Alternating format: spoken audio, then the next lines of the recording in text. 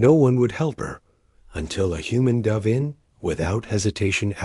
Jake Morrison had always preferred the company of waves to people.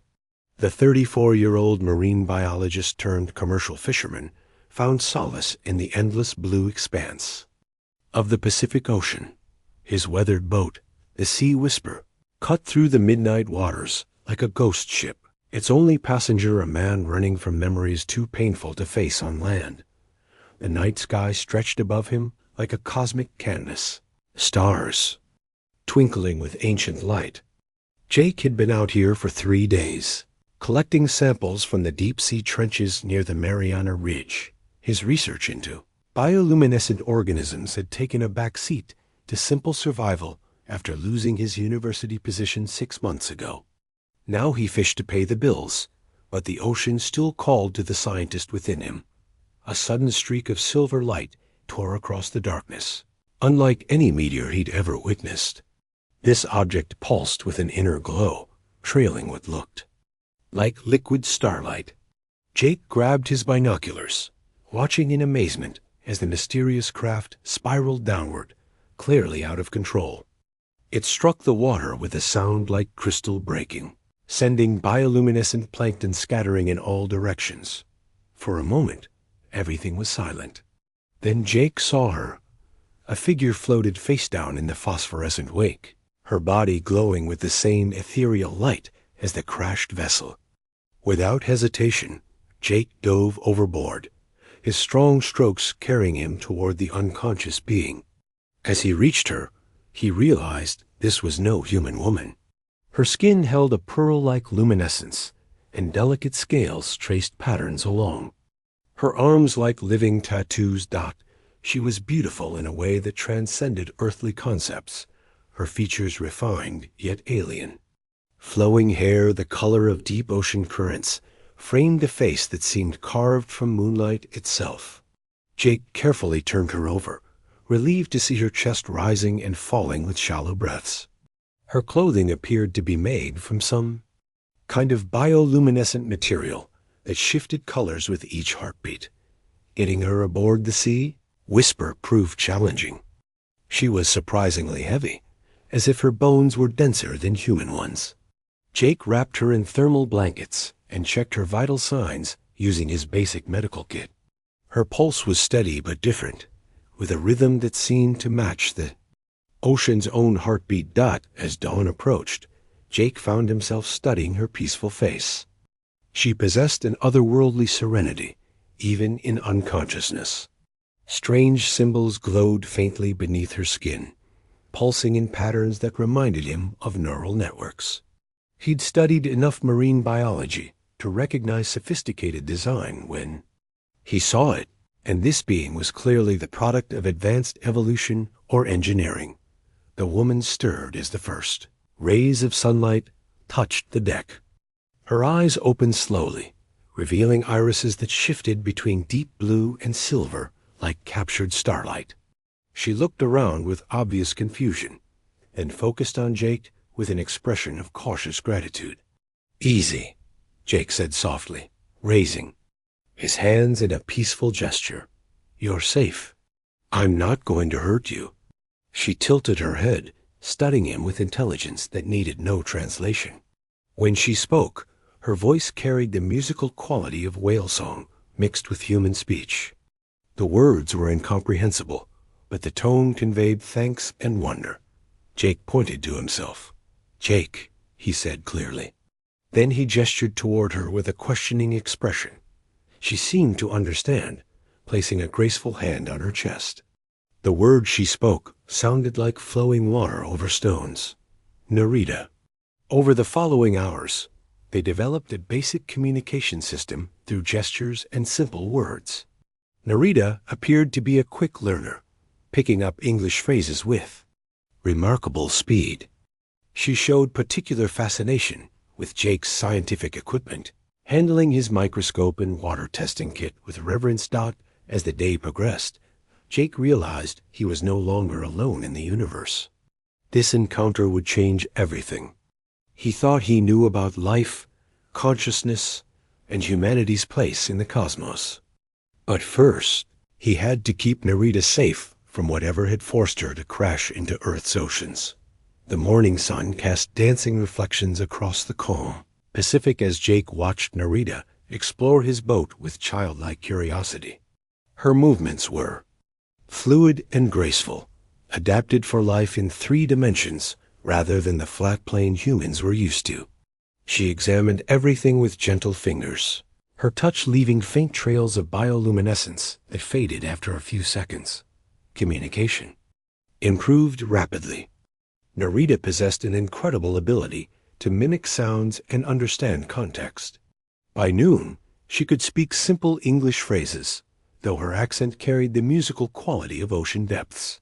Jake learned that she came from what she called the Deep Realm, a civilization that existed in the ocean trenches of distant worlds.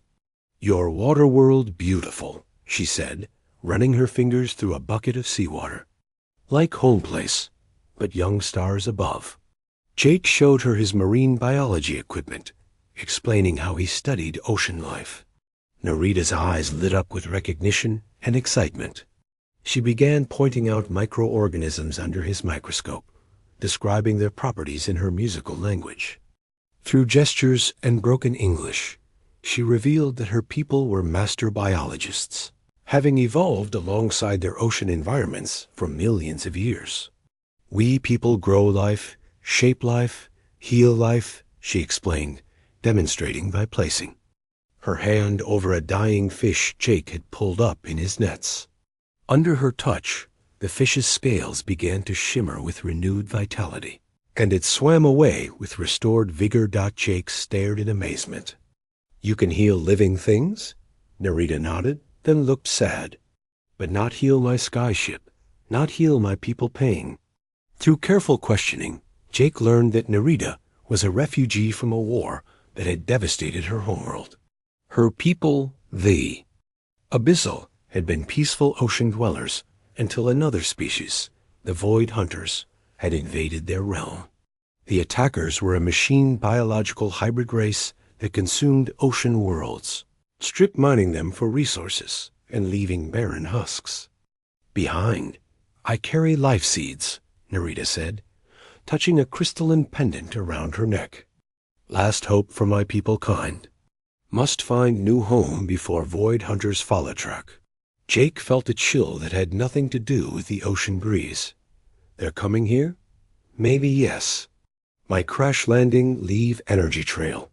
They follow hunt like sharks. To blood scent?" As if summoned by her words, Jake's marine radar began picking up unusual readings. 3 large objects were approaching from the northwest, moving at speeds impossible for any Earth vessel. Their sonar signatures were unlike anything in his database, creating interference patterns that made his instruments malfunction. Narita's expression grew fearful as she sensed something Jake couldn't yet perceive.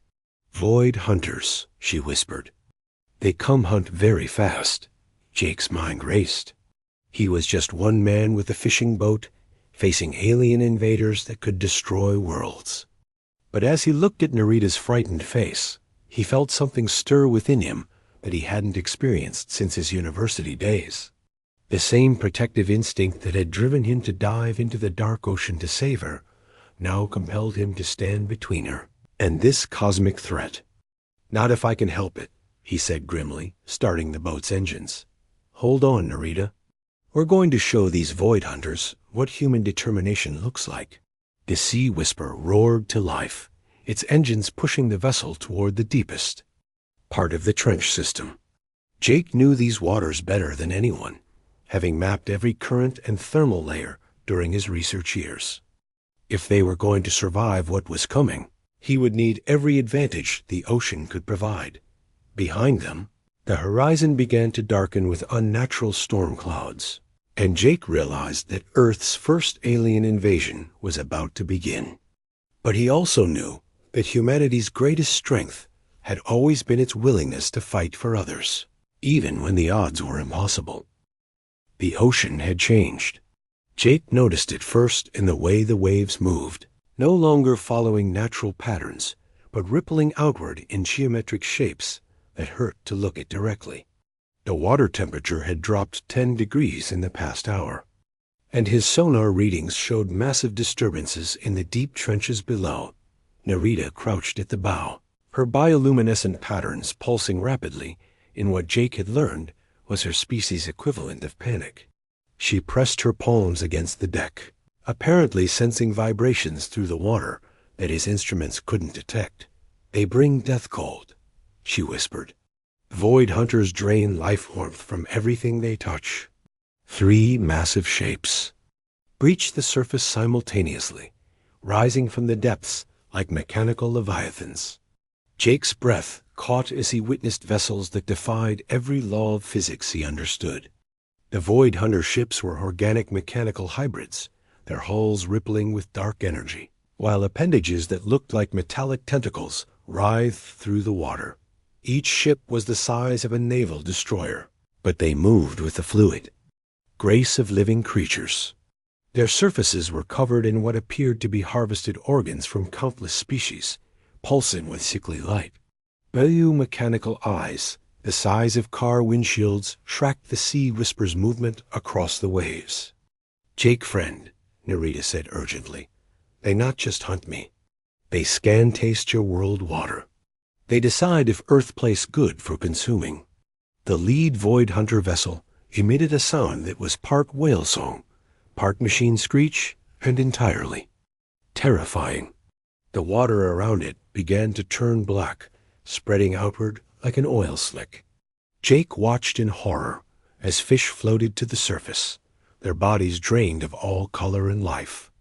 "They're poisoning the ocean." He realized his radio crackled with emergency broadcasts from the Coast Guard. Reports were coming in of massive sea life die-offs, fishing boats going missing, and strange atmospheric disturbances along the entire Pacific coast. The Void Hunters weren't just hunting Narita anymore. They were conducting a full-scale assessment of Earth's viability as their next victim. Jake made a decision that would have seemed insane just days ago. He turned the Sea Whisper directly toward the nearest Void Hunter ship. "What you do?" Narita asked, her eyes wide with alarm. "Something stupid," Jake replied, pushing the engines to their maximum.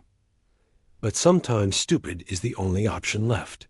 He began broadcasting on all emergency frequencies, describing the alien threat and their location. If he was going to die, at least he could warn others. The Void Hunter vessel loomed ahead, its biomechanical sensors focusing on their approach. Suddenly, Narita stood and began to sing. The sound that emerged from her throat was unlike anything Jake had ever heard.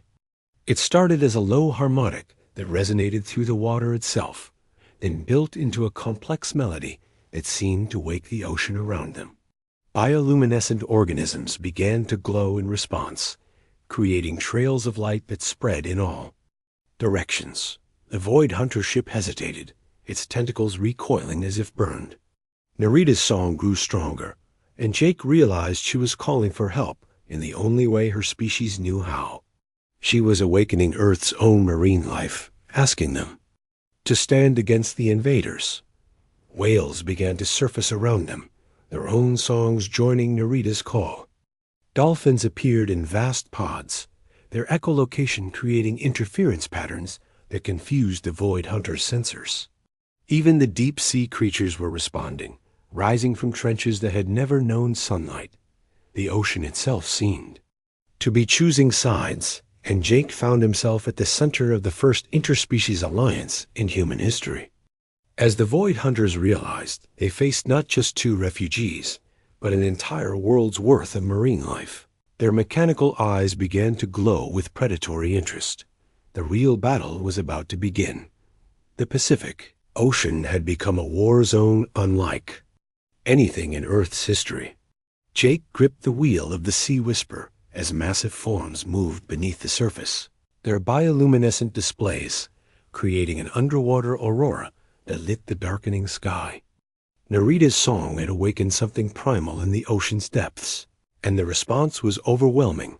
Humpback whales emerged in formations, their calls harmonizing with Narita's melody to create a sonic weapon that seemed to disrupt the void.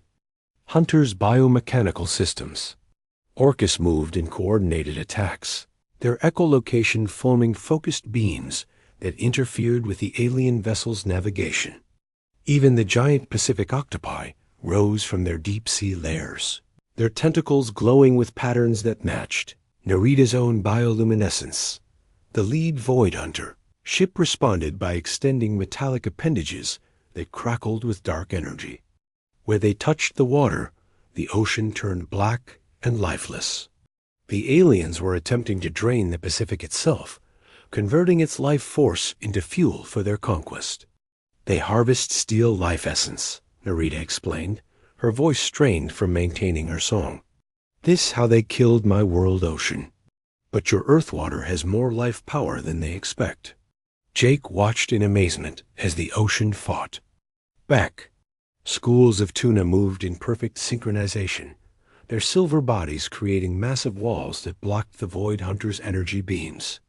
Jellyfish the size of houses rose from the depths, their translucent forms pulsing with electric charges.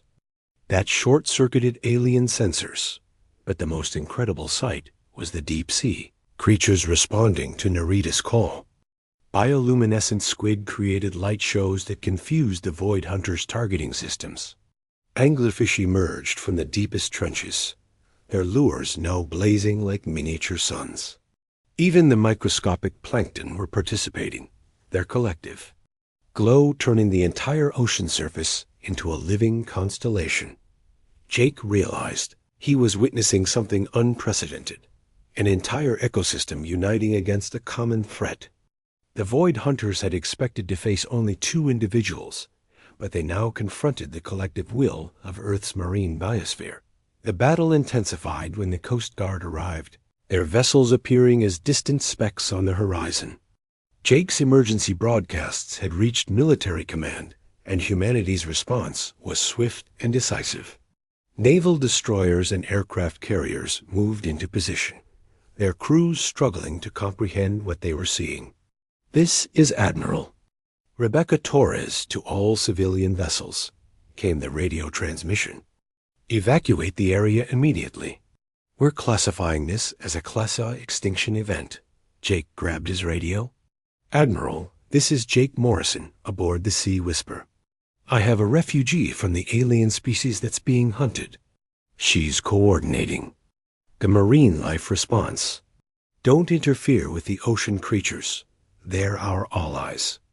There was a long pause before Torres responded. "Morrison, are you telling me that fish are fighting aliens?" "That's exactly what I'm telling you. And they're winning."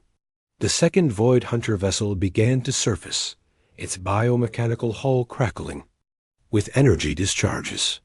This one was larger than the first, covered in harvested organs that pulsed with sickly light. Jake could see movement within its transparent sections, other captured species, suspended in some kind of biomechanical fluid. "Harvester ship," Narita said with horror.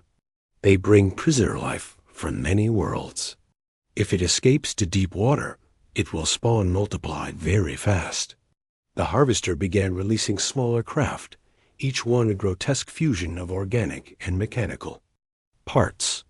They moved through the water like predatory fish, their biomechanical jaws opening to reveal rows of metallic teeth designed to consume living tissue.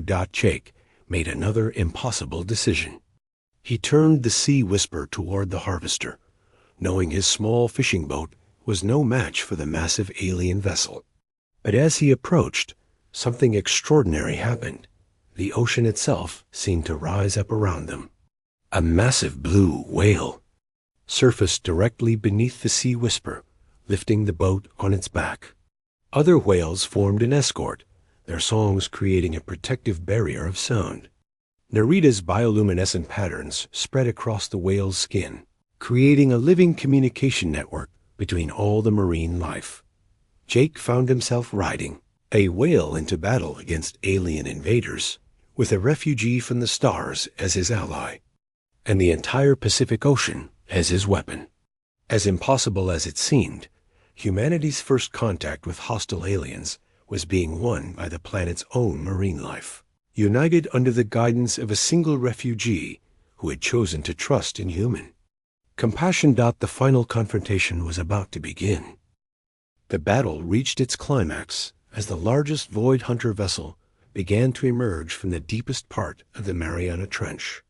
This was their command ship, a biomechanical monstrosity that dwarfed the others. Its surface was covered in harvested neural networks from countless species, creating a living computer that processed information at impossible speeds. Jake watched from the back of the blue whale as Narita's song reached a crescendo that seemed to shake the very foundations of the ocean. Her bioluminescent patterns had spread across every marine creature in sight, creating a vast network of living light that extended from the surface to the deepest trenches. Command ship is mind center, Narita explained, her voice hoarse from hours of singing. It controls all Void Hunter actions. If we can confuse damage its think patterns, the smaller ships become lost blind. The human naval forces had taken position around the perimeter, their weapons trained on the alien vessels. Admiral Torres's voice crackled over the radio. Morrison, we're reading massive bioelectric activity throughout the ocean. What's happening? Down there? Jake grabbed his radio while trying to maintain his balance on the whale's back. The marine life is creating a living neural network. They're fighting the aliens with coordinated intelligence. What happened next would be remembered as the moment Earth's ocean revealed its true power. Every creature in the Pacific began to move in perfect synchronization, their combined bioelectric fields creating a massive electromagnetic pulse. The Void Hunter's command ship, dependent on its harvested neural networks, began to convulse. As conflicting signals overwhelmed its systems, the smaller alien vessels lost coordination, their movements becoming erratic and confused.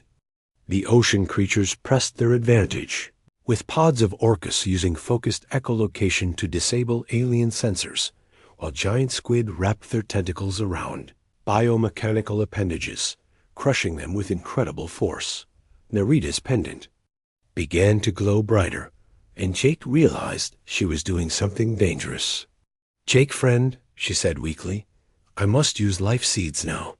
They can heal repair your ocean water where Void Hunters caused damage poison. Will it hurt you? Jake asked, seeing the strain on her face.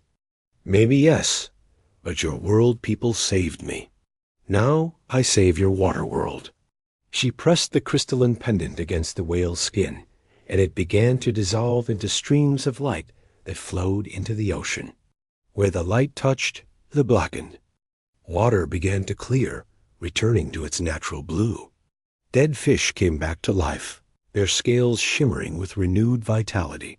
The effect spread outward like a wave of healing, neutralizing the Void Hunter's poison and restoring the oceans.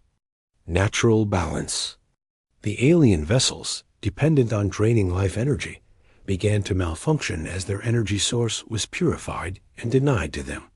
The command ship made one final, desperate attempt to complete its mission. It began to surface completely, revealing its true size, nearly a mile long and covered in the harvested organs of thousands of species. But as it rose, every creature in the Pacific Ocean converged on it. Whales rammed into its biomechanical hull, while electric eels discharged their energy into its neural networks. Millions of jellyfish created a living electric storm around the vessel, their combined output overwhelming its systems. Even the smallest creatures contributed, with clouds of bioluminescent plankton, creating blinding light displays that confused the alien sensors. The command ship's biomechanical systems began to shut down, its harvested organs losing their sickly glow. Without its controlling intelligence, the smaller Void Hunter vessels became helpless, floating like disabled submarines. Admiral Torres's voice came over the radio with amazement. Morrison, the alien vessels are powering down. Whatever you in the ocean did, it worked. Jake looked at Narita, who was now glowing with the same healing light as her dissolved pendant. You did it? he said softly. You saved both our worlds.